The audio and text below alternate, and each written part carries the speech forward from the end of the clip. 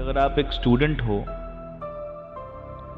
और अगर आप किसी प्रिपरेशन में इन्वॉल्व करते हो खुद को, सबसे बड़ा हर्डल ये आएगा कि आप कंसिस्टेंट नहीं रह पाएंगे। इसको ही तो करना है। मतलब आप लोगों को लगता है कि कौन कौन सेलेक्ट होता है, असल तौर पे सिलेक्शन उसी स्टूडेंट का होता है जो कंसिस्टेंट रहता है। बीच में आपके पास आएगा कि यार अब बोर हो रहे हैं, हम तो अब मतलब ऐसे हो नहीं पा रहे, जैसे अभी आप कह रहे हो फलाना प्रॉब्लम आ गया।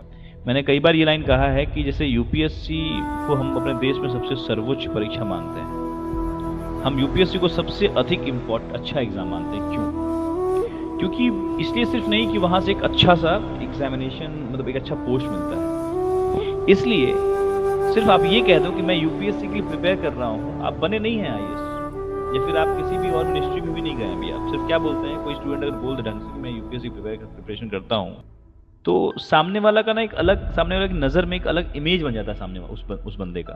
मेरी बात समझ रहे हो? मैं वहाँ पे जा ही नहीं रहा हूँ, सिलेक्शन पे तो जा ही नहीं रहा हूँ। मैं आप सबको एक बस रियलिटी से वाकिफ करा रहा हूँ।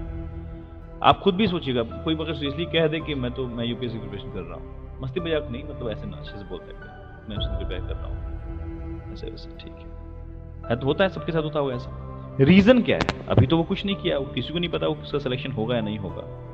पता है क्यों?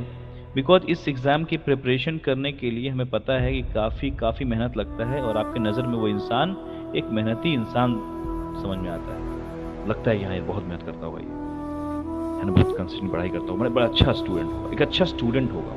बस इसी चक्कर में आपके नज़र में उसके लिए हो जाता है। और मैंने हज़ारों बार ये कहा है, क्या अभी सीरियसली ऐसा है भी कि जो यूपीएससी के लिए सीरियस एस्पिरेंट हैं, क्या उनके लिए नहीं होता है कि वो बोर हो जाते हैं लाइफ में, उनके घर में परेशानी नहीं है?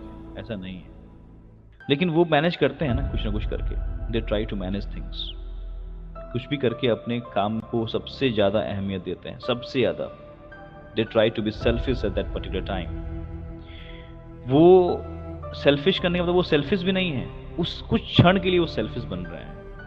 और आपको तो उतना भी नहीं करना है जितना उनको करना पड़ता है एक यूपीएससी में। मैंने कहा कि आपको अपने इस बैंक के एग्जामिनेशन को ही यूपीएससी मान लेना है। जिस दिन आप ये मान लिया और जिस दिन आपने इस तरीके से रिएक्ट करना शुरू कर दिया, जिस दिन आपने ये करना शुरू कर दिया, खत्म।